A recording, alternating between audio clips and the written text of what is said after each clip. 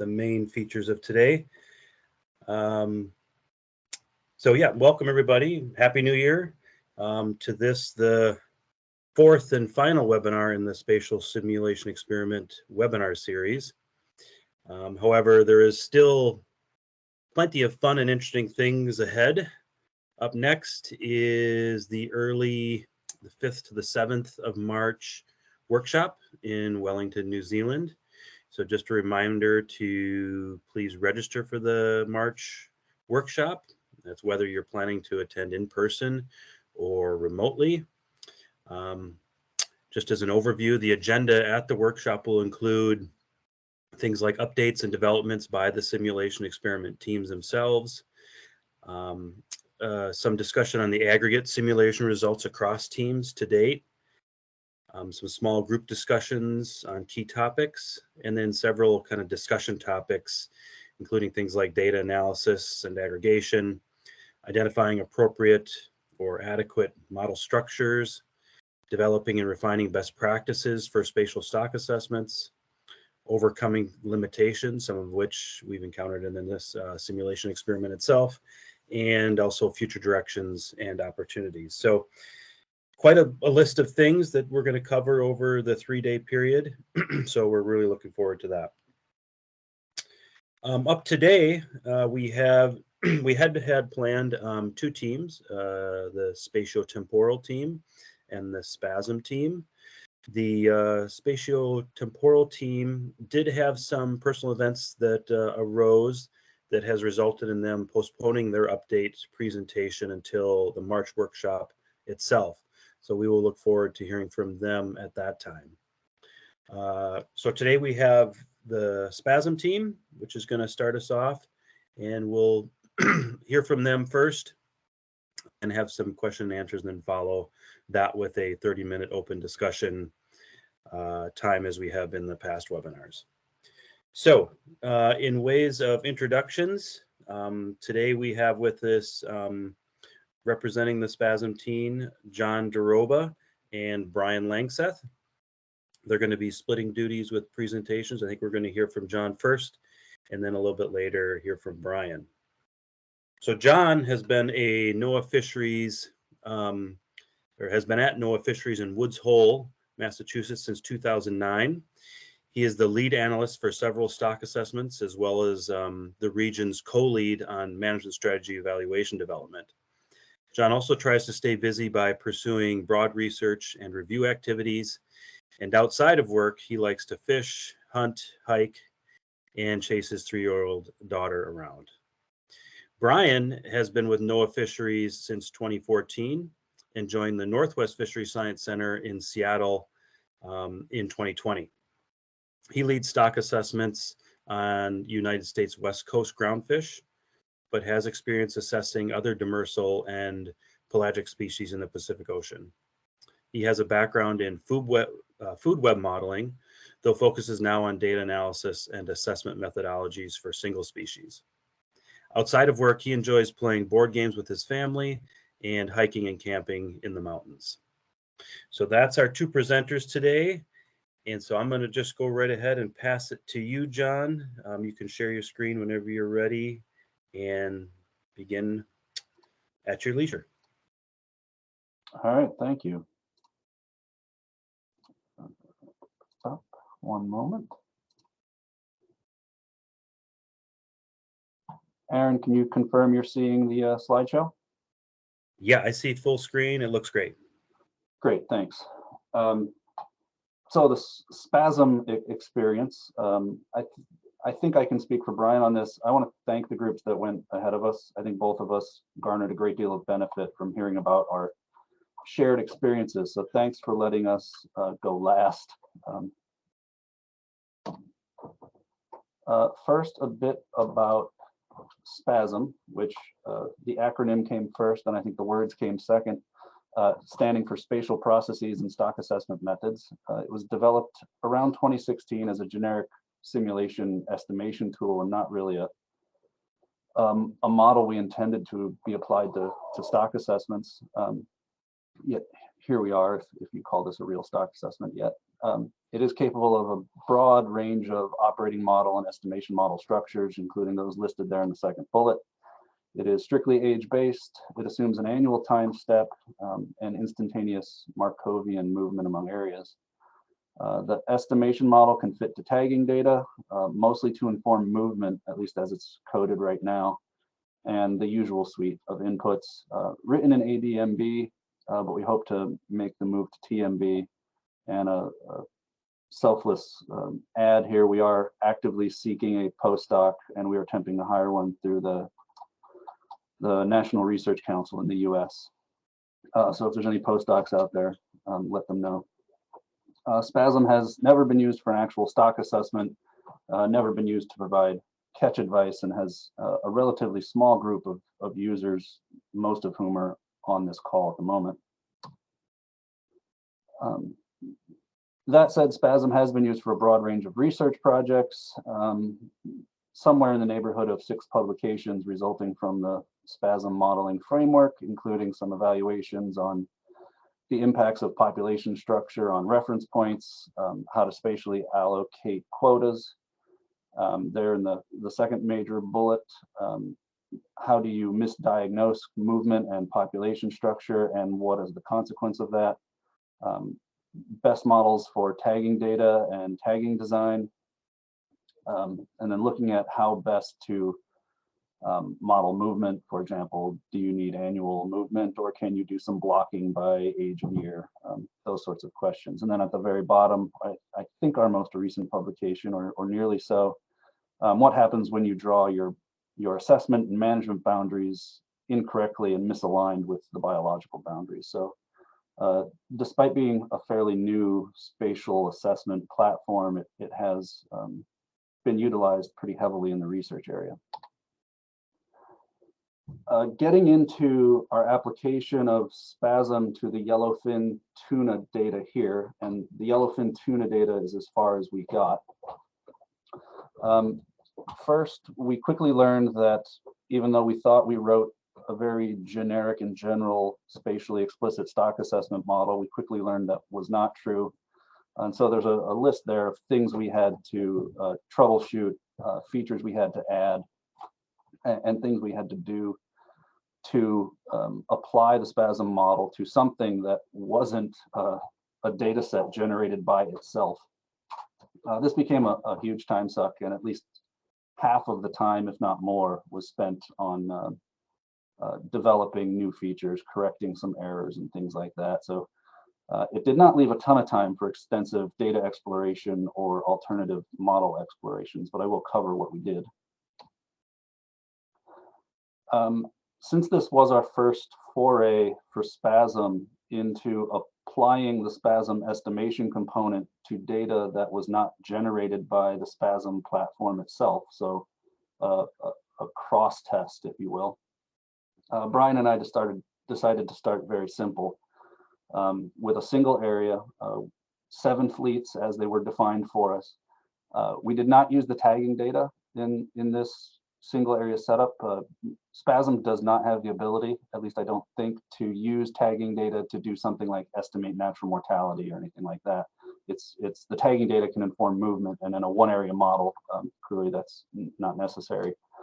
We did no explicit accounting of spatial structure at all. We had 256 pseudo years, at least to start, in the 28 pseudo ages. We calculated the age composition data of the fishery and the survey using an age length key that was provided to us, and all the life history traits and natural mortality rates and things like that were specified at the true values that were provided to us. So our single area model is very much so sort of a classic Fournier-Archibald statistical catch-at-age model approach. Long line selectivity was logistic, and all the others were double logistic, which was our attempt at approximating the double normal. SPASAM only has logistic and double logistic selectivity features available, and we never got around to coding the more complicated selectivity parameterizations. There was a single catchability for the long line CPUE with a selectivity that mirrored the fleet. Recruitment deviations were estimated as a penalty from an underlying Beveridge and Holt, with the standard deviation and steepness fixed at the true values. A fully selected fishing mortality rate parameter estimated for each fleet and pseudo year. Abundance at age estimated in the first pseudo year, except for recruitment, which was set equal to the unfished recruitment value, which was estimated. And ballpark, that equals 1,266 parameters. At least to start, the standard errors of the fishery catches and the survey CPUE were set to their true values, as were the effective sample sizes set equal to 5 for all fleets and pseudo years. Again, at least to start. Wherever you see the words "at least to start," we're going to come back around and revisit some of these decisions. We immediately hit brick walls. With this many parameters and our first learning experience for applying SPASAM to a data set like this, the first challenge was long run times. I would say they were prohibitive. We even turned off estimation of a Hessian matrix, and depending on what parameters we were estimating and how we organized phases and things, run times were anywhere from 3.5 hours to 20 hours. And no matter what fit we looked at, gradients and fits to data were absolutely horrible. So we ran in circles. I remember, I think it was the gadget team said that they were banging their head against the wall. I think we ran in circles. So various metaphors for the challenges we're all facing. But we persevered and kept playing with phases, starting values. We tried various likelihood penalties aimed at improving speed and stability. We had very limited success with any of those. Ultimately, just to reduce runtimes and see if we could get closer to a more, I don't know, digestible model, we decided to delete the first 105 pseudo years because most fleets had very minimal, if not zero catches. And we found that was creating very odd F and selectivity parameter estimates in those years. And so to help speed up runtime and maybe try to alleviate some of the estimation problems we were having, we deleted the first 105 pseudo years. We also collapsed from 7 fleets to 4 by combining the Persane trawl and the other fleet and the gillnet fleet with the handline fleet. And that was based on similar selectivity shapes estimated for each of those fleets. So the black, anything in black, we decided rather objectively, subjectively, I'm sorry. Anything in black we deemed was similar enough of a selectivity pattern to be reduced to a single fleet. Anything in orange we reduced to a single fleet, and then the blue and the gray remained on their own. So the blue would be the bait and gray the long line, which is the index. And so we combined some fleets to move from 7 fleets to 4. This did help with run times. So deleting the 105 years and reducing the fleets certainly helped with run times, got those down to about an hour, which allowed us to do a lot more quick and dirty fit explorations. Even so, we had pretty poor fits to the index. You can see some temporal patterns on the survey fit residuals, which is the right-hand panel here. And then from about pseudo year, what we're calling pseudo year 50, most of the residuals are positive. We also had some very odd F and selectivity parameters. We felt we were also overfitting the fishery catches. So on the left are the catch residuals. And this is on the scale of metric tons. This is a true difference in catches on this plot. And so we're fitting the catches nearly perfectly. Here's an example of what we're calling odd selectivity estimates. So you can see fleet 3 and fleet 4 are completely unreasonable. This is the fit to the aggregate age comps. So the age composition aggregated across all years for each fleet. And I apologize for the labeling here. The fleets are labeled 1, 2, 3, 4. This was a SPASAM specific challenge where we weren't easily set up to carry forward fleet labeling. So you're just gonna have to believe me and hope that I'm correct when I describe a fleet. But anyway, for the purposes of today, it doesn't really matter. You can see we're not fitting the age comps very well. So our next move was to start playing with data weighting. We wondered what would happen if we didn't fit the catches so tightly. So we increased the standard errors of the catches from 0.01 to 0.2 for all fleets and years, and we saw some notable improvements. So of note was an improved gradient, which now got much closer to 1 and was well less than 1. The fit improved, and some of the selectivity and F oddities were resolving themselves. So Fleet 3 now has something that's a bit more believable. Fleet 4 was still a little bit wonky. Here again is the fit to the aggregate age compositions again. You can see we still have some pretty horrific problems, but I'll say sadly, we took this as good news because we were making improvements. We were fitting the data a bit better. We had run times that allowed us to keep chugging along. So again, we ran in circles even longer, playing with various data weightings, eventually to try to force a fit to Fleet 4, which continued to give us headaches in terms of fitting the age comp and producing very odd selectivity parameters. We increased the effective sample sizes for all the fleets from 5 to 15. And Fleet 4, we increased the effective sample size to 25 to try to sort of force the issue. And here's the resultant selectivity parameters. You can see Fleet 4 is maybe improving. The other 3 fleets are doing okay. At least they have believable selectivity shapes. Fleet 4 remained a challenge. But again, improving, baby steps. Here's the fit to the aggregate age comps. The fit to the Fleet 1 age comps in the upper left is at least digestible. Fleet 2, which is, I believe, the survey CPUE age composition, isn't great, but I've seen worse. Fleet 3 making long strides there in improvements to fitting those age compositions. Clearly still problems, but we're at least improving. And Fleet 4, again, still pretty bad, but we took some comfort in the fact that we were making improvements. Fit to the survey trend was still terrible. So we now have pretty strong temporal trends in the fit to the CPUE index with negative residuals early and positive residuals late in the time series. Unfortunately, we continued to run in circles and tried new fits, and for a long time, what I describe as that garbage fit, which I think is appropriate, was the best we could do. So this presentation date was quickly arriving, and so Brian and I decided, well, why don't we just take that data structure and fit it to the 100 data sets and see what happens. Let's just give it a go so we have something to talk about.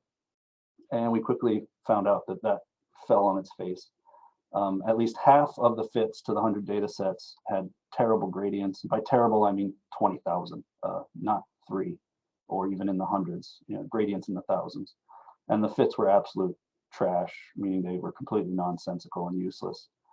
That led us to do a very quick and dirty jitter analysis, where we just changed the starting values for some of the selectivity parameters, and the model fit to the single data set arrived at a drastically different solution and likelihood space than the fit we had used in our application to the 100 data sets.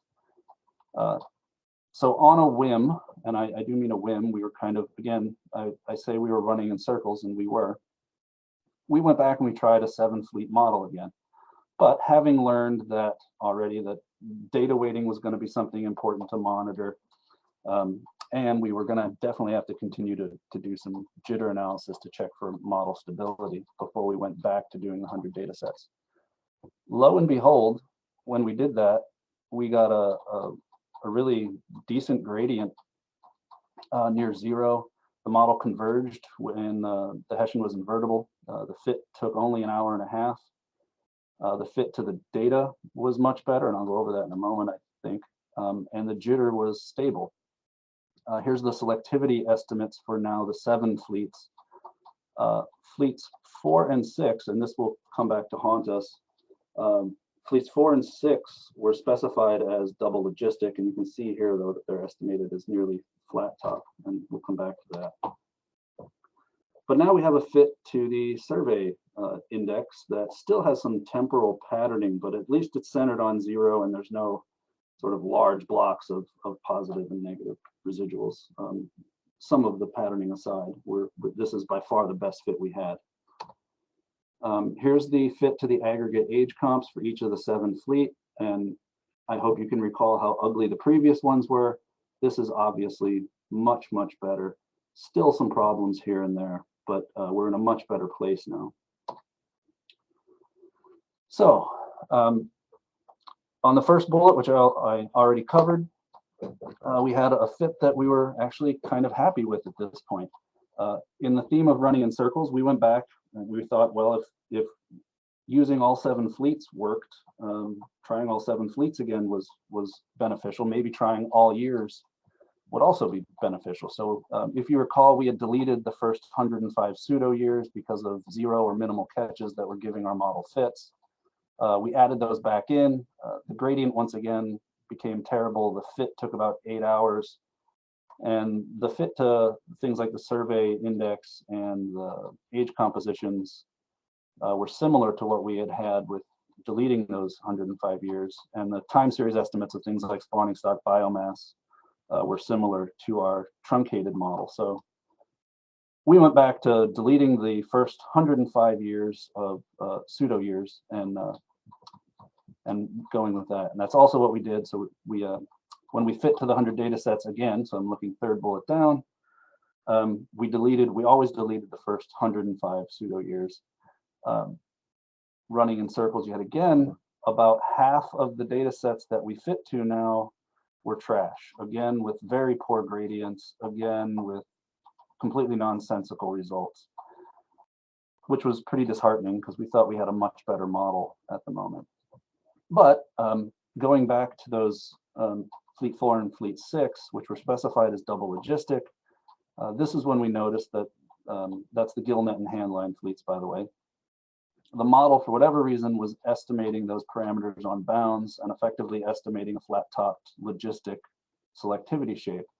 So we changed those fleets to logistic, knowing full well that that was wrong and very much misspecified. We knew they were dome-shaped, I believe double normal. Obviously, logistic does not match that, at least for the domes that we were told existed. Nonetheless, it was our best model, so we just ran with it. So this became our final one-area model. It had a decent gradient. It converged with a Hessian. The estimate of log unfished recruitment was at least in the ballpark of the truth, which the values I gave you down below there. And so we felt pretty good about ourselves. And so here's the fit to the single data set for this final model, at least final one-area model. You can see we're still fitting the catches fairly tightly, except for Fleet 6, which I think is the handline, which still isn't fitting poorly. It's just relative to the others, there's some larger residuals there. I'm going to go through these kind of quick because I think we can all glance at these and take away the main points without me narrating too much. Here's the fit to the index trend. Again, no major blocks of positive and negative, albeit there's definitely some temporal trends in there, but they're far better than where we started. Fit to the aggregate age comps. Fleet 3, which is whatever fleet is the CPU index, that's the age comp for that fleet. But most of these fits on the aggregate age comps are pretty good, with some exceptions. Things get a little uglier. What you're seeing here are bubble plot residuals for the fits to the age comps rather than present them as aggregate. These are the fits with, I believe, pseudo year is on the horizontal axis and pseudo age is on the vertical axis, and then each of the fleets. So this is the first 3 fleets. There's pretty gross patterning for all of these fleets that we obviously have not resolved.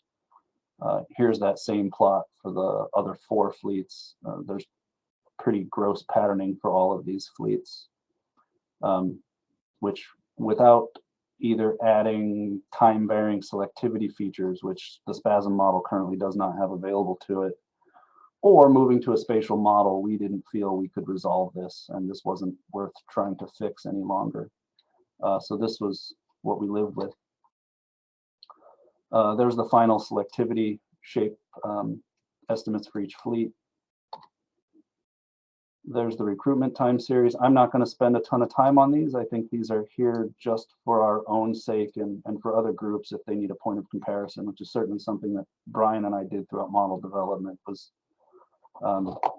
take some usually solace in the fact that we were getting results that at least were comparable and in the ballpark of the efforts of previous groups. Here's total biomass in the upper panel, spawning stock biomass in the lower panel.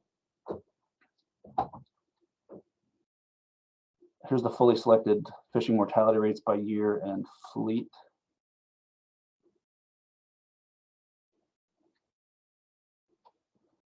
Getting now into the application of that modeling structure to the 100 data sets. We did not estimate, try to invert the Hessian for all of the 100 data sets because it added something like 2 hours of runtime for each data set. So we kind of relied on gradient as a proxy for convergence here. And we had 17 data sets with a gradient greater than 1, which we took to be a bad thing. And gradients less than 1, we just said we're okay. Just the same, I'm actually going to, all of the plots you're about to see for the fits to the 100 data sets will include all of the fits regardless of the gradient. I just wanted to point out that we certainly have some fits in here that are off the wall and a little bit bonkers. Here's a box plot of the 100 estimates of the log of unfished recruitment. The horizontal line is the true value, the horizontal dashed line. So you can see for the most part, all of our fits are coming in at a scale that's slightly too high. I think there's probably lots of reasons that could be true, especially given the known misspecifications we have here. Here's a time series of box plots of our estimates of spawning stock biomass. And so again, many of these outliers, which are the dots, are coming from fits that are very nonsensical, that have poor gradients. And we didn't have time to go into each of the lousy fits and troubleshoot them and make improvements. But by and large, the sort of the median and the interquartile ranges are in the vicinity of our fit to the single data set that we saw in greater detail, with similar trend as well. This is a bit difficult to soak in, but it's the box plots of fully selected fishing mortality rates for each of the fleets. I think there's probably some interesting threads to pull here. For example, Fleet 2, which is in the middle upper panel, you can kind of see almost 2 rows, especially early in the time series. You can kind of see that the data sets are falling almost in categorically into 2 rows. So the solutions are finding, some of the data sets are finding a solution in one space, and some of the data sets are finding a solution in another. And that seems to appear in multiple panels. There's a box plot of the time series of survey residuals. Again, the interquartile ranges are mostly centered around 0 without any overly grotesque patterning through time, although clearly in the extremes, that's not so true. We have some fits with negative residuals followed by positive residuals.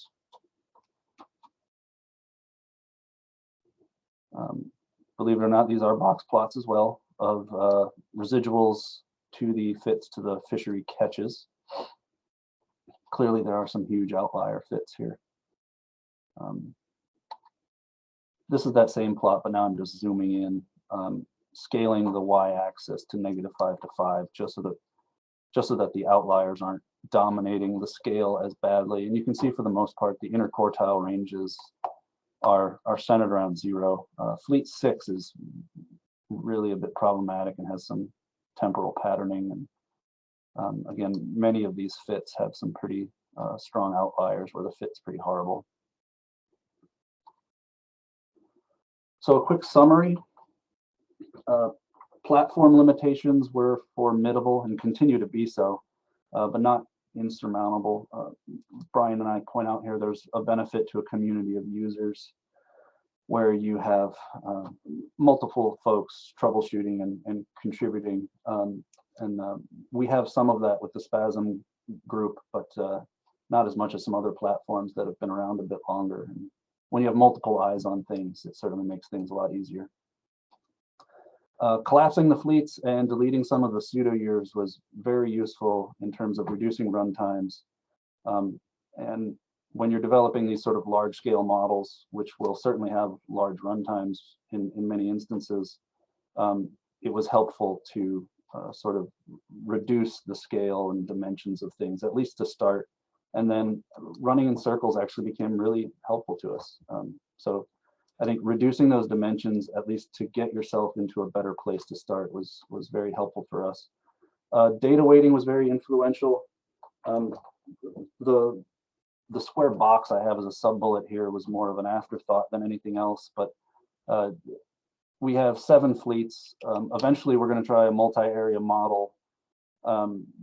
Data weighting is difficult even in a single species, one fleet, single area model at times. Data weighting can be a bit influential, and it'll certainly be more so in these larger dimensioned types of exercises, especially spatially explicit models. And I was sort of wondering out loud how state space models might offer more objective solutions to what we did, which was really just try things until the fit looked better to us. I mean, you could do the McAllister-Yarnelli approaches or the Francis approaches, but even those don't allow sort of an objective estimation of data weighting. And I know there's tons of active research on that topic. I think exploring those options in a spatially explicit setting will be really interesting. Standard diagnostics were at least informative for us getting to a model that we found to be acceptable. And I don't know how scientific of a recommendation this is, but at times trusting your whimsy and intuition was really beneficial. We thought, well, what if we tried this? Maybe this is happening. And sometimes we were right, sometimes we were wrong, but there's value in giving yourself some credit. In this particular case, we found there was a great deal of benefit to maintaining the 7 fleets. The 4-fleet model we attempted based on similar selectivity shapes really was not an acceptable model in any sense. We know that there are spatial and seasonal processes happening here that we're ignoring. And there's certainly some spatial structure to the way these fleets operate. We think that basically by using the 7 fleets as they were defined for us has some implicit fleets as areas baked into it. And in this particular case, it really went a long way to developing a model that was, I don't know, okay, to maintaining that 7 fleet structure as opposed to trying to reduce the dimensions across fleets. And then I ask another sort of question, thinking out loud. At what level of complexity does this remain beneficial? Meaning there probably are lots of times where you can reduce the dimensions of fleets down to 6, 5, 4, whatever, and save yourself a lot of hassle. Based on our experience with this one area yellowfin tuna approach, wasn't clear to us at what level of spatial complexity in the fleet operations will your model start to crumble, and at what level of simplicity would it maybe actually work. With that, I am going to pass this over to Brian and stop sharing my screen if I can figure out how.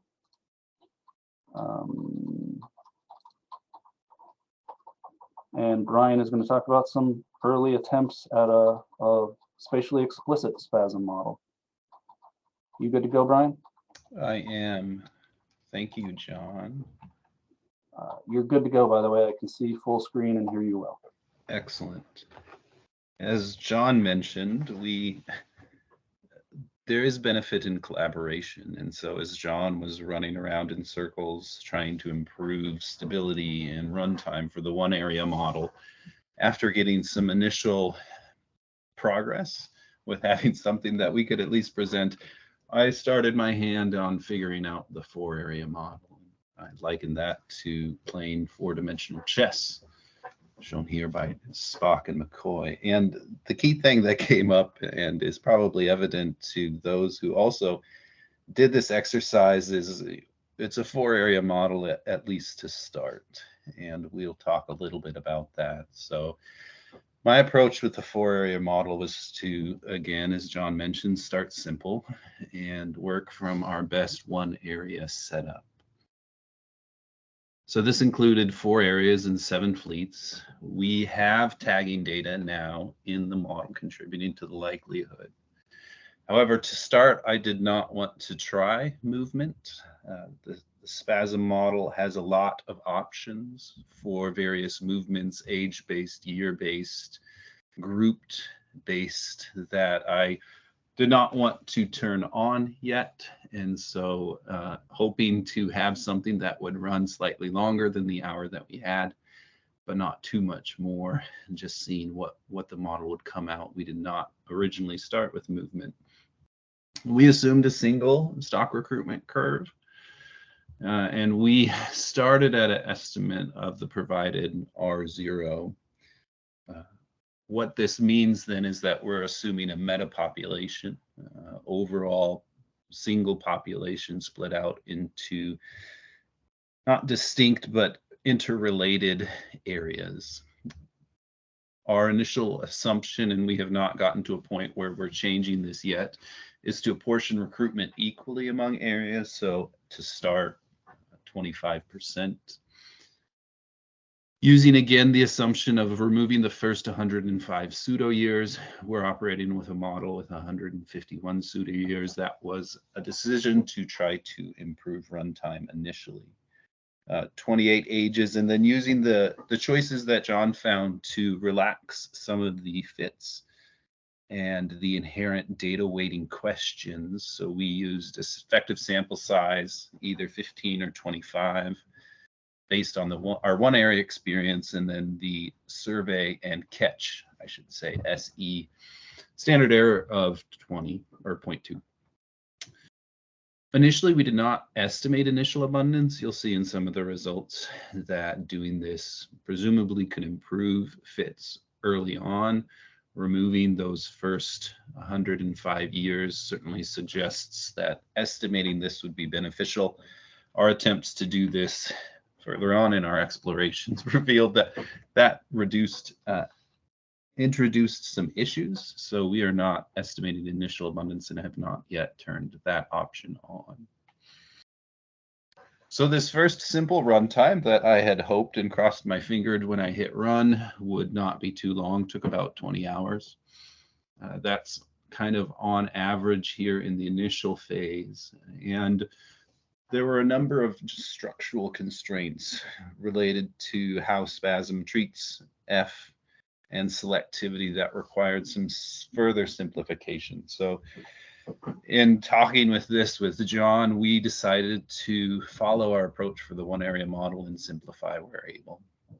So what this meant initially was, based on our analysis of the data, to reduce the number of areas. And so we went from 4 areas to 2 areas. This was a bit fast in terms of deciding how to do this, and not as objective as it could be, but looking both at the regions where catch is available, which is this left figure of green and red with X's, and then also looking at the years where composition data were available by fleet, with each panel being the area and the y-axis being the fleets. We decided to combine, separate areas 1 and 4, and then combine areas 2 and 3 respectively into those kind of smaller components. And so we combined areas 1 and 2 and combined areas 3 and 4. And what that meant was summing the catches to try to match scale, summing the tag recapture proportions, as now that they would be reflected in a single larger area. And then just discard and not use the comps in regions or areas 2 and 3. We thought this was a fairly safe assumption. There's very little comp data in Area 3, more in Area 2, but it doesn't necessarily seem to add new years of data compared to Area 1. As I mentioned, this choice was done somewhat subjectively by me, looking at the map and looking at my limited knowledge of tuna biology, was thinking more that regions 1 and 2, being along the eastern edges of Africa, thinking that could be a recruitment zone compared to kind of Indonesia area, which could also be a recruitment zone. Splitting it east-west seemed like a reasonable choice. In discussions with colleagues, another reasonable choice could be to simplify to 2 areas, but just do Area 1 and Areas 2, 3, and 4 combined. And that'll be one of the take-homes in terms of kind of decision points on how to simplify if either runtime is prohibited or just based on the data, that seems to make sense. So with this 2-area model, our explorations are ongoing. What we have now in terms of kind of a best case, which are still needs some work. We have added movement to the model and have again started simply, which is kind of our approach, using age invariant and time invariant movement. We've applied a penalty, which the SPASAM model allows, penalizing any movement that deviates greatly from about an 80% residency. We've found that this has stabilized estimation and has helped the model get to a better place. These next set of slides are some preliminary results. My intent in showing these is to hopefully foster dialogue, get ideas from others on ways to continue to explore and improve, but also provide some of our initial explorations and discuss our choices kind of as we're right in the thick of it. So here are selectivities for these new Area 1 and 2, with the numbers along the y-axis being the fleets. I highlight Fleet 3 in Area 2 as that has been a issue for us, and I will show in the next slide. And then Areas 4 and 6 that John had fixed as logistic. Right now, we are still estimating them as double logistic. I've been doing some initial explorations, and fixing these to logistic has improved the gradient and stability of the model. Kind of the fits that we have now are shown here. These are fits to the aggregate composition data. As you can see, these aren't too bad. Fleet 7 perhaps is fairly poor. In the last slide, I highlighted Fleet 3, and the reason for being this is the single panel fit on the right is results that we have often got in our explorations, and that the fit is very poor, doesn't seem to be really fitting the composition data at all. And this shows up about half the time so far, and is likely due to trade-offs. Our survey is in both areas, but we have a single catchability estimate, and the scale of the survey differs. And thus we think there's trade-offs in terms of fitting to that survey requires a different selectivity for Area 2 than Area 1, and trades off with fits to the composition data. Here are our fits to our surveys.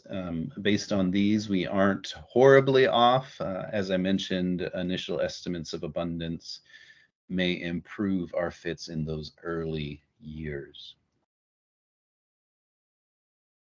And then these are estimates of fully selected F by year for each fleet. This again is a result that I see repeated in my explorations, in that oftentimes the scale at which John showed those were, on the order of 0.1 was the max for the figures. Here we're up to 0.25 in any year. And Fleet 3 and Fleet 4 are showing some spikes.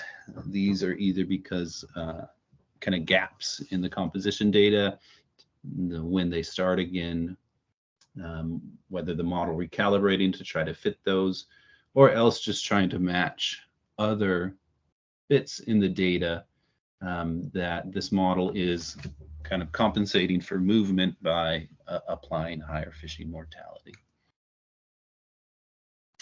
I will note that these spikes tend to appear more often when we are estimating movement. Our initial run did not show these. And so that may remains an area to explore and investigate. So that's a synthesis. We are continuing to work on improving runtime, which remains a formidable challenge for us. Current runtime is about 13 hours, and that is not including the Hessian. We haven't heard any challenges about this from other groups, and so it might be unique to our modeling platform. But our experience with the one area model shows that improvements can be made, and we're hopeful they will be for the 2/4 area model. Collapsing fleets, this is similar to what John said here. Really reducing areas has been useful thus far, and obviously more work remains. And so in terms of kind of basic questions that we've encountered is kind of choices on informing aerial reductions. What is a best way? Do we combine 1, 2, 3, 4, or do we have one and combine areas 2 through 4? Movement, right now we have very simple choices. We've explored aerial or age varying, time varying movement I explored, but that added a lot of time to the run time. And so right now, in terms of trying to improve stability and fit, we're starting simple, but obviously what assumptions do you start with? And then of course, how to balance kind of these trade-offs with accruement or apportionment with movement and mortality remains a challenging question, and one that certainly others have encountered both in research and application. So with that, although John and I are presenting, this work has reflected numerous years and numerous partners, many of which are on, shown here in these figures, a few of which are on this call. And so we certainly appreciate the work of this group. I've enjoyed it.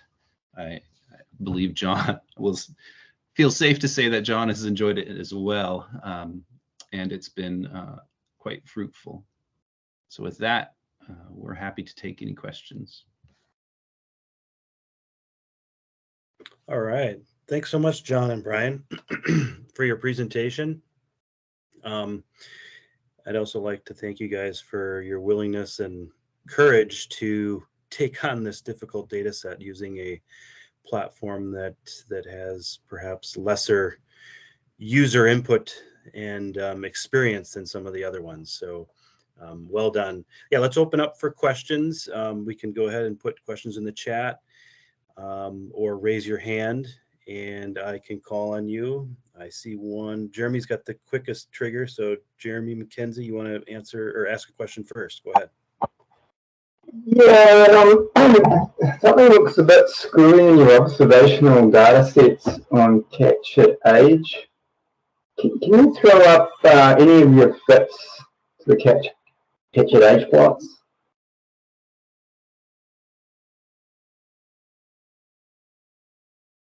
So the comps, Jeremy? The comps. Would this do, or do you want the one area? We ran the same model, of course, with Castle, and we didn't have age. We used length frequency, but you've got age from the SPM simulations. But what's screwy to me is there's no plus group there in any of the observations, which suggests that none of them are logistic, which I don't know if it's right or wrong.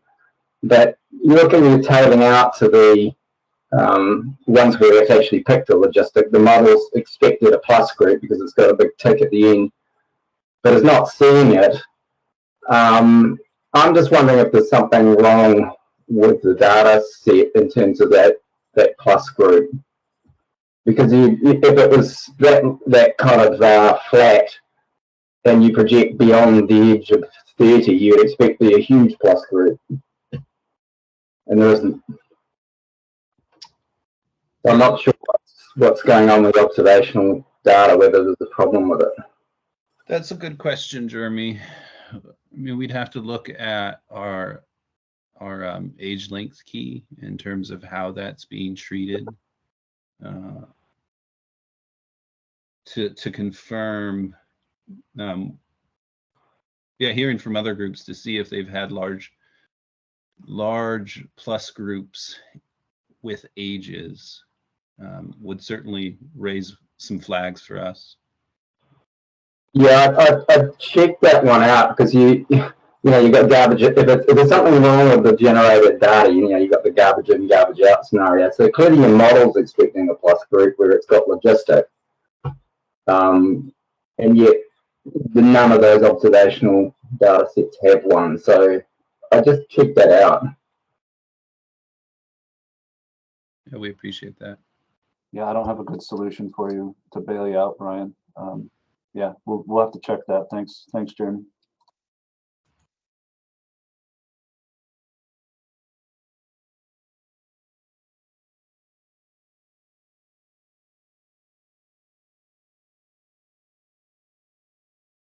Okay, Dan Gaithel, go ahead.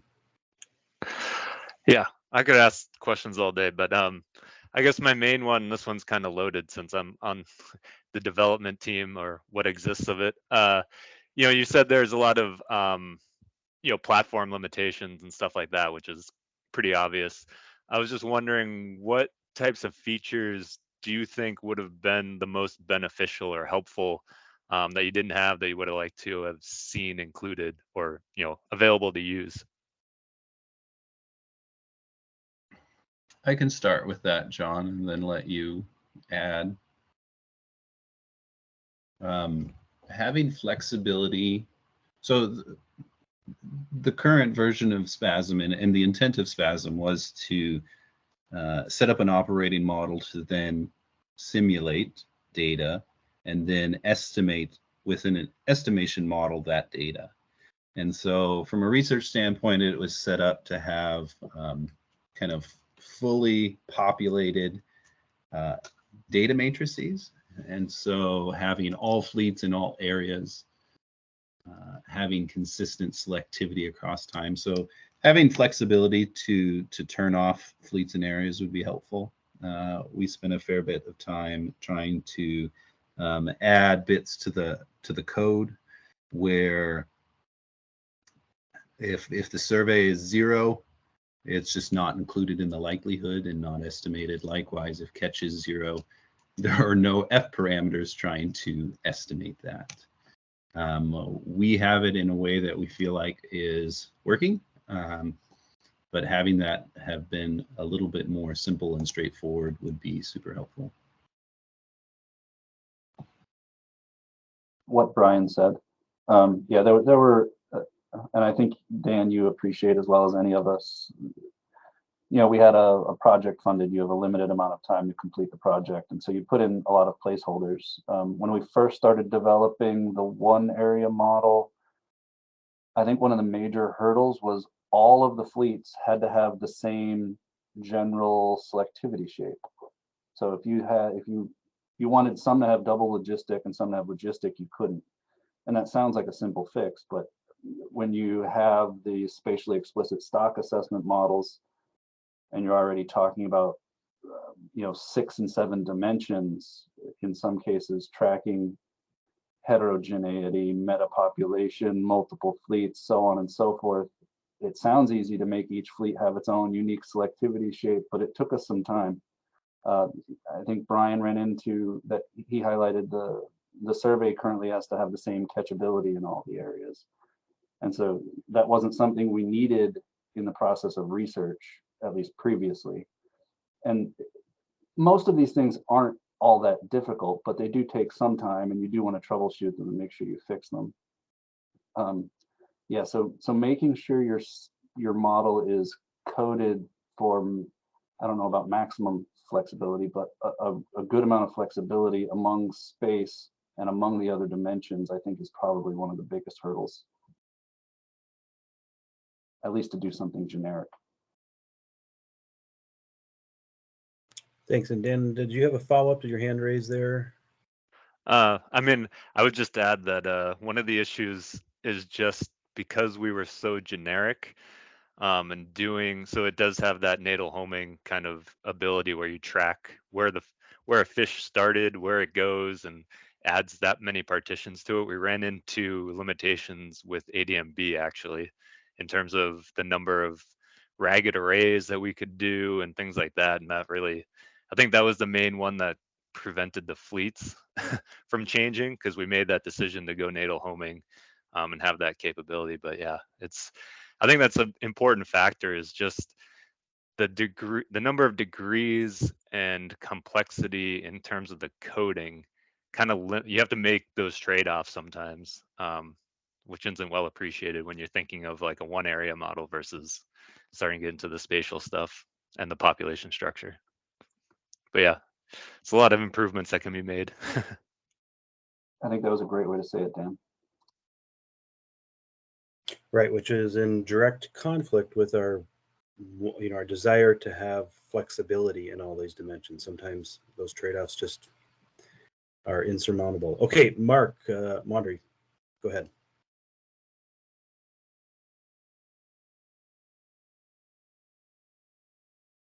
Hi, can you hear me? Oh yeah, yep, there you are. Oh, yeah, thanks for the presentation. I just wanted to ask a clarification about how you implemented the fishing mortality. Was it as a free parameter for each fishery in each time period, or did you have it some function of effort? It was a free parameter. So the fully selected F for each fleet in each pseudo year is a free parameter. Although at one point we did implement a weak penalty, just as sort of a hope and a prayer to get runtime and a stable model. The one area model ultimately did not need that. And so they are free parameters, at least currently, which is why we have thousands of parameters, which is kind of problematic. Whereas I think Brian and I talked about this, SS can do the, what's it called, Brian? Come on, Brian. The hybrid approach. Yeah, the hybrid approach, which would probably be really beneficial when you get to these numbers of dimensions of area and fleets. But yeah, right now they're free parameters, including in the multi-area model. Thanks. The other thing I wanted to point out while I've got the microphone was that it was really interesting to see the results from the 100 simulations in the one area model of the residuals or the index, where they were all showed the same sort of trends over time, right? So it wasn't like random around the zero, those trends, and they all had the same trend, which was interesting. And it's kind of not intuitive to me about why all the models would be different in the same year in terms of the fit to the index. And I was wondering, what model or specification would be causing that. And that'd be an interesting thing to understand. I agree with the observation and agree that it's interesting. So I'm wondering if there are, the one thing I keep remembering when I'm looking at those temporal trends is that these are pseudo years. So within a year, I'm wondering if the proportion of the stock within the survey range is changing among pseudo years. But that was sort of just an early knee-jerk reaction I had into thinking about why this might be. I'll be interested to see if Brian's continued multi-area explorations show the same pattern, because my gut's telling me that there's just seasonal spatial variation in availability. But again, that's just my first guess. I mean, it'd be interesting to see this for the other assessment models too, to see if it's the standard thing and whether you could actually use it to diagnose model specification. Mark, Yeah, this is the agreed. figure you're talking about? Yeah, that's the one, yeah. Yeah, you can see those trends across pseudo years, even to the fit to the single data set. But yeah, I agree. There is something ingrained in the dynamics that that make it a common among all the data sets. And I agree. It would be interesting to continue to pull that thread.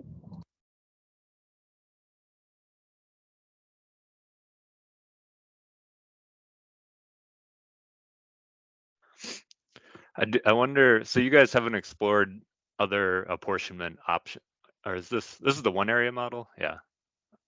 I wonder if that's, you get into the 4 area model, if there's a recruitment kind of impact here, if you see a similar trend. Yeah, I did. SPASAM has density dependent apportionment. It also has apportionment that can be defined. And so I did do density dependent, and that did not answer many questions that I had hoped it would. Yet that was a quick run. It wasn't really looked at in depth. That will be something, obviously, that we can think about. I think one of the groups apportioned fully to Area 1, either the last presentation or the second one, and that is an interesting idea and choice. But yeah, at the moment, it is just another axis of uncertainty that has the risk of increasing runtime and perhaps making the model more stable, yet one in which would be important once we kind of have a good, well-behaved model to begin with. I had another question. So John, you mentioned like the potential for using state space models, in a spatial context. Do you know of any that have done that, and or the Woods Hole assessment model, WAM? I know you have some familiarity with that. Are there any plans to kind of go down that route or explore that option? Yeah, so the primary developer on the Woods Hole assessment model, Tim Miller, is actually coding that right now. I don't know how generic he's striving to make it. He's doing it rather quickly to address a black sea bass stock assessment. So it's going to be driven by whatever they need in that research track stock assessment. But that door has been opened for better or worse. But I don't know. I don't know if anybody knows. Has Anders gone spatial yet with Sam?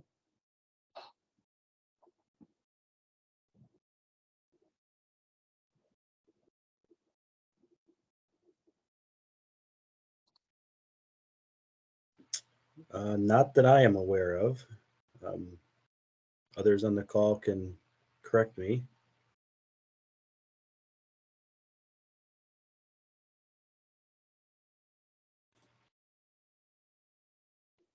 Thanks, Craig. Craig said I don't think so as well. And I'm unaware of it if it has happened too.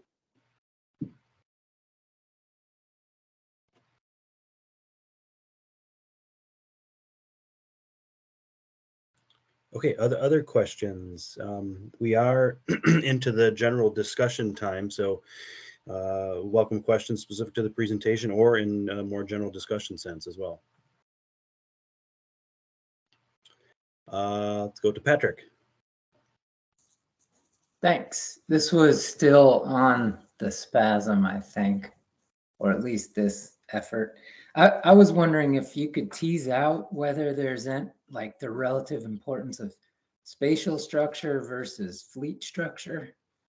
Is that, I don't think you collapsed fleet structure in the spatial model.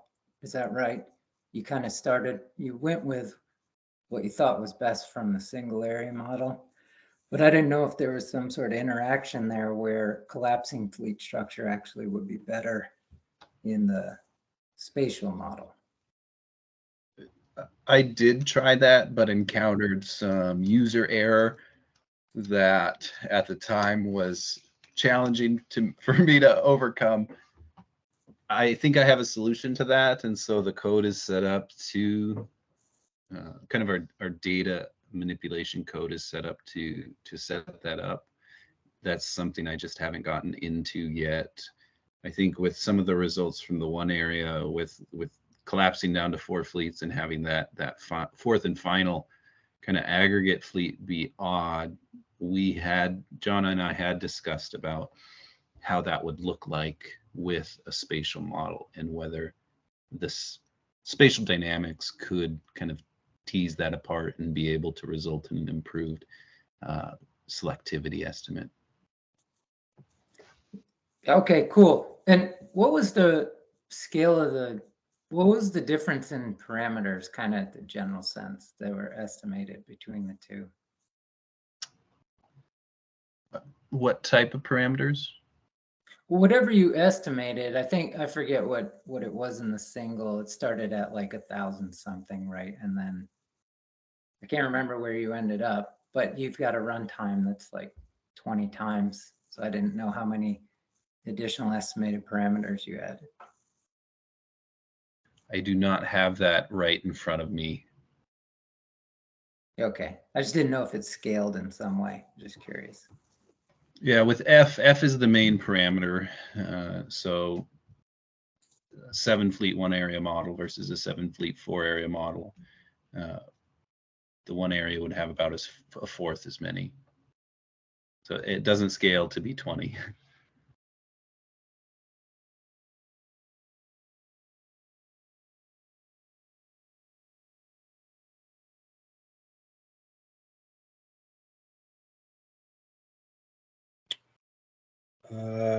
Yeah, Craig, Marsh, go right ahead.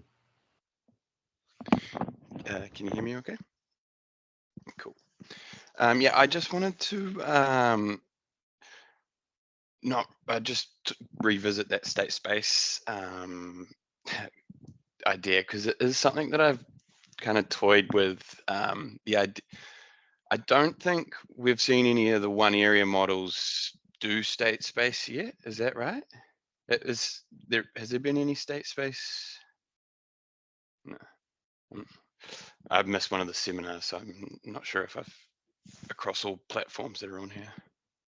Not in this experimental framework, Craig. Yeah, because that's that would be quite interesting, like a SAM-esque, where basically you'd have to just aggregate all the fleets up, and then you allow that, that process area to just come through in those random effects. Because I think the single area, the way the single area models that probably we've all been doing, they're all these fixed effects and probably are quite constrained. Whereas kind of the beauty of those state spaces, you basically free up a lot of that stuff and hope that it converges. But the trade-off for going for that approach is you have to scale across all your fleets, because I think they have to have like a general annual F, so they kind of aggregate across all fleets. But Sam's not part of this. Yeah, that's because that's something a lot of our back in my experience with the fisheries in New Zealand as well is like the spatial thing always pops up its head, and so we often go for complexity because it's more intuitive, I guess, in terms of you're trying to split up that variation and try and describe it with fleets and whatnot. But the alternative is you just bundle it all up and you hope that you scale right, and then but you need a kind of flexible platform like SAM to then actually have your F by age be quite variable, because now you got like 4 or 5 selectivities in there. But that's often not done, and I do often wonder if that is something really worth, instead of splitting out fleets and space, you just try and scale it up and then estimate an F by year and age. I don't know if anybody has any experience of doing that stuff, but it's always something that I kind of think about with these spatial problems. I don't have any experience with that, Craig, but it's an attractive idea, and I think in a single area SAM fit, you'd have sort of that random walk in F as your process error, and the random walk can be two-dimensional, correlated across years and ages, I believe, and you could just add a spatial dimension to that as well, to that process, and have sort of a single fleet with the process error sort of, I think you said scaling, sort of, I would use maybe distributed across age, time, and space. I don't know how well that would work, but I mean, sounds cool. Yeah, the other thing that often when I see SAM models, that number of ages or age cohorts in the partitions are quite small. And I also, the other thing was, if you have got like 25 age cohorts, how well those random effects can be stretched out to some of those ages that aren't really that well represented in the data. But that's not really a spatial question, that's just a general. Anyway, I just wanted to chat about that. Well, I think it's a really good point, and I think it's one that speaks to one of the objectives of this whole experiment, right? Is this notion of, well, if we had this capability, we might have explored it. You can have this capability, but it's not paired with the ability to do spatial assessments currently, or things like that. So this is a really good point to bring up. Thanks for bringing that up, Craig. And I think you're right. I think it probably has crossed the minds of a lot of different teams.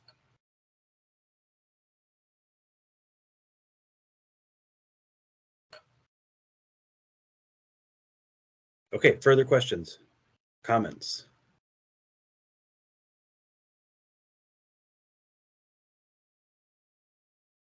I'll just jump in, sorry. I not a question, but more, so you guys have probably talked about this, but there's a lot of the teams talked about this kind of energy input and just getting the stuff up and running.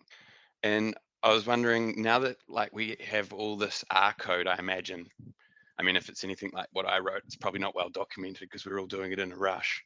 But I just wanted, are we going to cache some of these R codes? Because we were all using kind of a generic, almost SS-like simulated data to then be put across all these platforms, and whether we're going to cache that, because that could save a lot of time for future kind of experiments like this.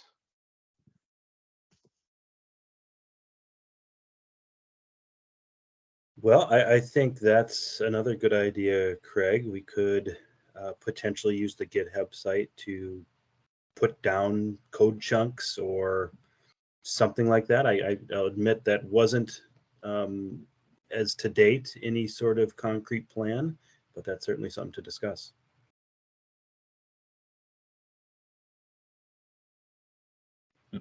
Yeah, Mark, go ahead. I'm in here. Oh, yep. Brian, why don't you go ahead first? Gun.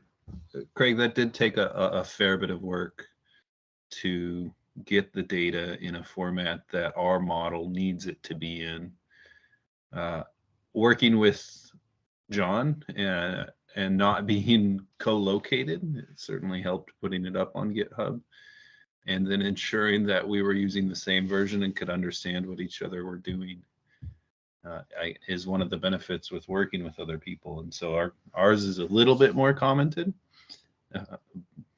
but it can always be improved. Yeah, I was more thinking more outside the scope of probably this work, and that I actually quite like this idea where, which is not easy done, and a lot of kudos for you guys for organizing this, and that you try and give a single simulated data set to multiple platforms. And actually there are a lot of questions that I could see that would be quite interesting to play with in the future. And if there was some generic R code to take an SS output into format into castle type or gadget and multifan and whatnot, then yeah, because that was a big thing in my experience, was just formatting the data. But anyway, just a comment.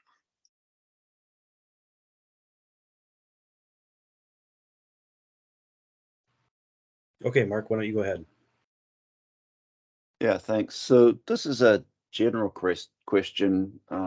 I mean, a little bit related to the presentation today, but more general, and it's about the use of tagging data in these spatial models.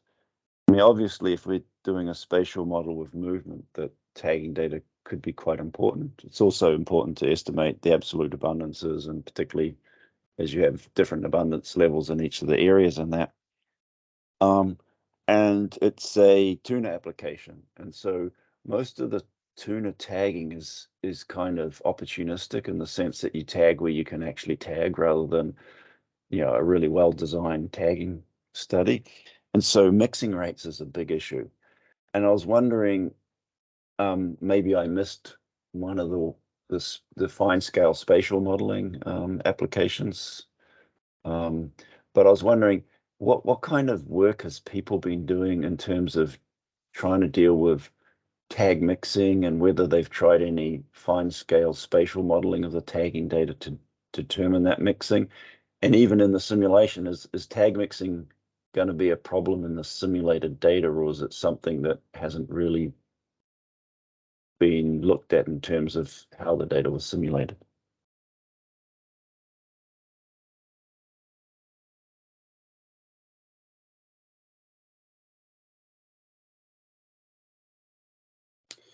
Well, Simon, can I turn to you on the simulated question for the tagging data? Yeah, sure. I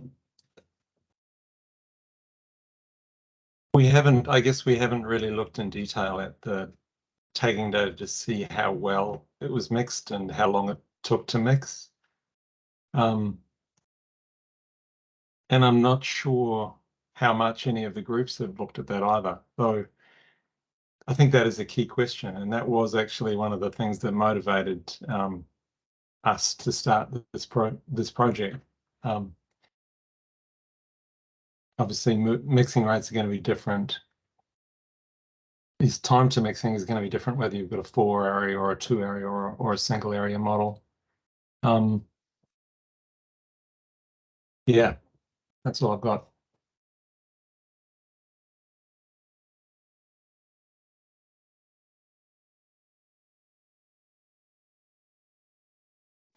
Maybe as we're thinking about that, I'll follow up with a similar question. Brian, I think you presented the 4 area model that then you reduced to 2 areas, and that was a really interesting aspect that we hadn't seen quite yet by other teams presenting that. And I know you said you did that quick because you were just doing explorations, but you based that off of catch and comps. I saw. I was curious if speaking of tagging, if the tagging data played into the availability of the tagging data, because then that could potentially speak to what Mark's talking about mixing rates, and that actually might define areas. You know, one example is in the Western and Central Pacific, they use their area set up in some cases based on tag mixing, and the location of tagging data helps actually structure their area. So I was just curious if that was part of the thought process there, or maybe that's down the line. You know, and then also, you know, just basic tuna ecology in the region. I know you mentioned you really didn't have much information to go on there, but kind of how those things can kind of formulate area boundaries and things like that. Yeah, that's a good question. My choice was primarily to solve the problem of runtime. And as such, looking at, you know, few samples of data, and with our modeling framework where there are zeros, it can be complicated. And so approaching it primarily from that, and that really dictated my choices of looking at little data in areas 2 and 3 and trying to either just outright remove them, which in some cases I did, but trying to combine catch and tag proportions. In terms of tag mixing, the quick answer is no. That did not come into my thought process.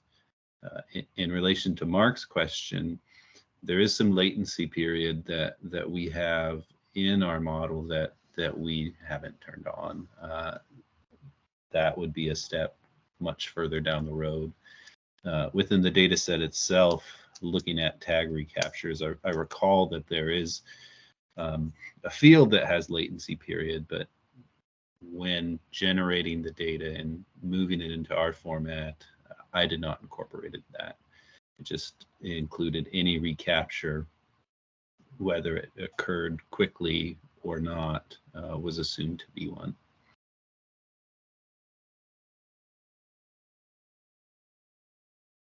Thanks, Ryan. I saw a couple of hands pop up. I'm not sure who was first between Simon and Jeremy, so you guys battle it out, or if you guys know who was first, go ahead.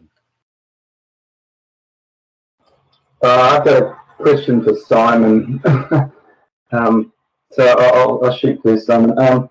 So my understanding in our operating model that we've all been, using simulated data from, we've got true kind of seasonal migration going on at somewhere like 300 grid cell level, which has been driven by preference functions. So what I'm getting at is that there's quite complicated movement, seasonal movement in the real operating world.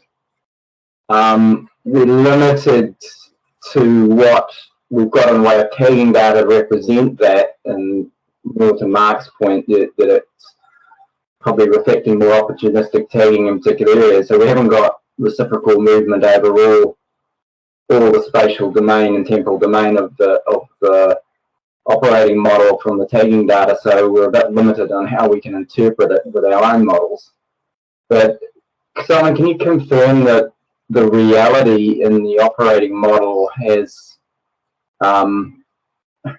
basically what I assume preference function seasonal movement? So if we had perfect data from that system, we technically could be able to resolve the movement dynamics of the system.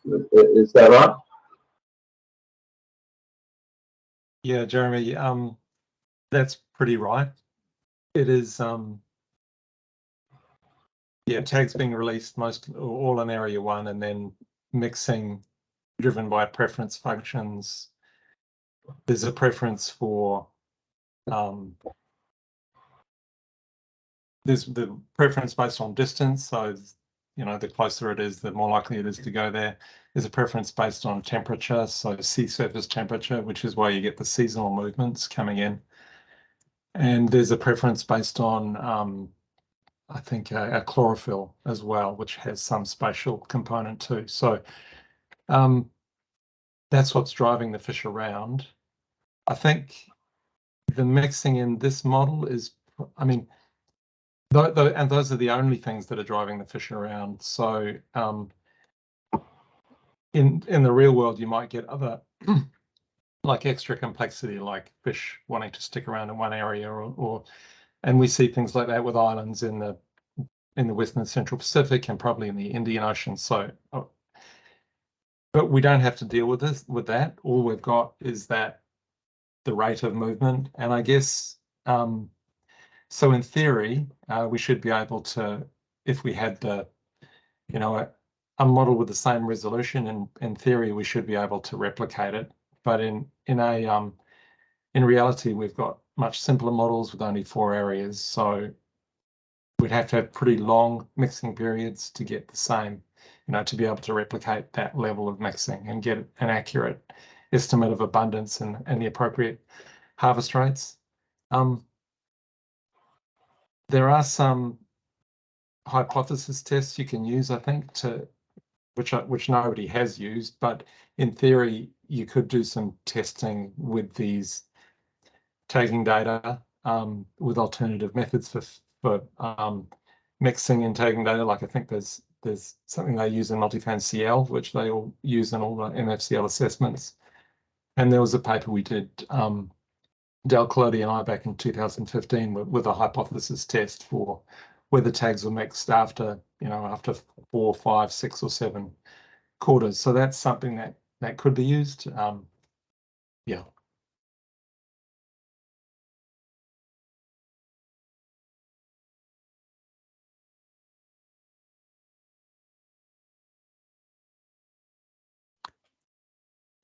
This is Matt Vincent. Can you hear me? Yeah, I can hear you, Matt. Go ahead. Okay.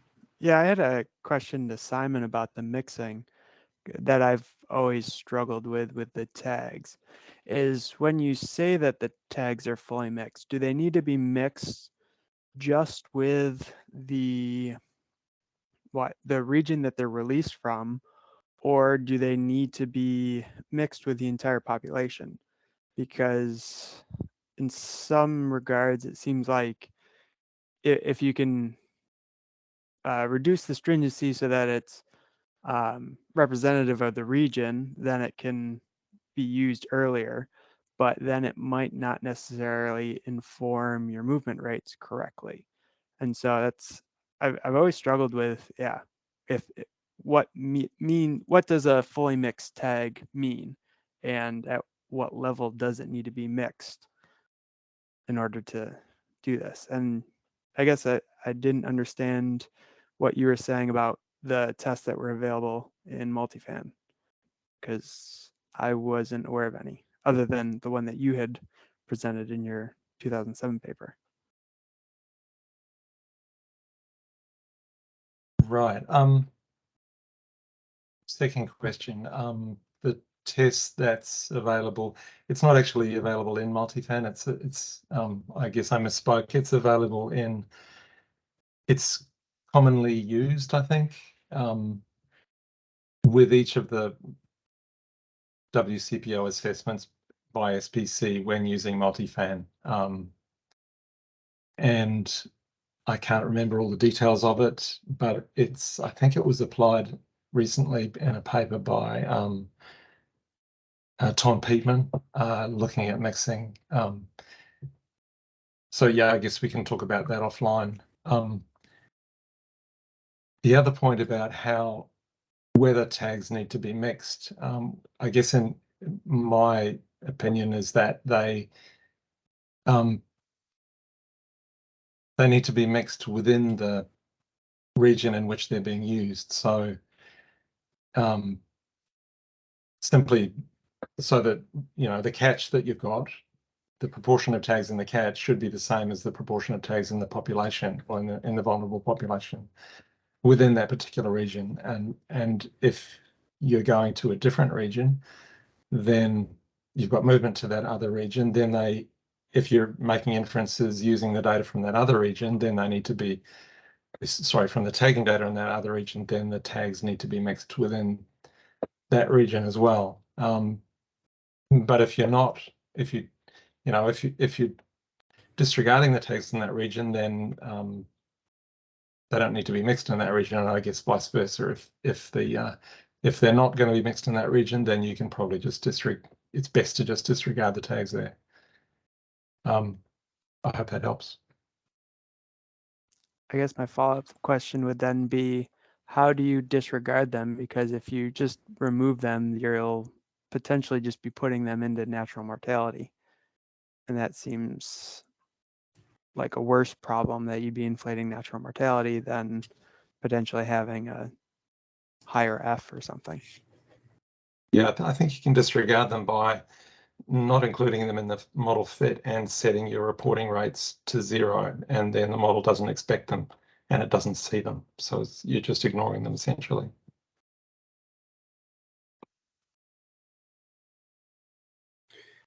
Thanks, Matt and Simon. Yeah, tag mixing is certainly a huge topic, and one that hopefully we can bring up again at the March workshop. I was going to give the last question to Rick. Is your hand still up, Rick, or maybe he had to go? No, I put it down. Simon covered it very well. Okay. Okay, great. Well, we're at the stopping point for today. I did want to remind everybody to register for the March workshop, because we hope to continue to hear your thoughts on spatial stock assessments and the software that is used to support them.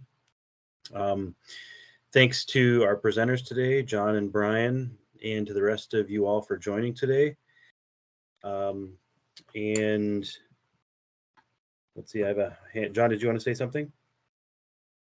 Yeah, it's a question not about fitting stock assessments. And you don't have to answer this today. I'm just wondering where you and the organizers see the finish line being for this work. I mean, due to COVID and stuff, a lot of this has been delayed. We have the March meeting in New Zealand. We've gotten updates from the groups, and we're at various stages of getting into the multi-area spatially explicit fitting. Most groups haven't touched the other species yet. So I just wanted any sense, and it doesn't even have to be today. You can email me later or something. Like, just wondering where's the finish line and how are we feeling?